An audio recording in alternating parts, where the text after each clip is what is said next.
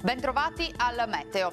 Non si placano le perturbazioni. Nella giornata di giovedì 14 novembre una ondata di maltempo colpirà il nostro territorio, già in parte flagellato da pioggia, forte vento e acqua alta eccezionale. Vediamo la situazione nel dettaglio.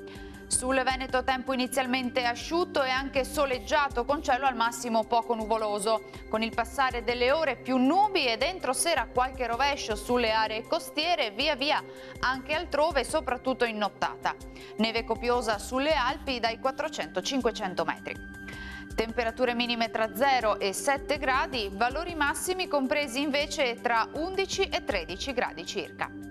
Ci spostiamo ora sul Friuli Venezia Giulia. La situazione sarà simile, con maggiore presenza di sole in giornata. In serata invece arriveranno le prime precipitazioni. Temperature minime tra 5 e 11 gradi, massime sui 13 gradi circa. Uno sguardo infine al Trentino Alto Adige, dove avremo poche novità. Sarà asciutto anche in questo caso, però peggiorerà entro la notte con temporali un po' dappertutto. Temperature minime tra -1 e 0 gradi, valori massimi sui 10 gradi circa.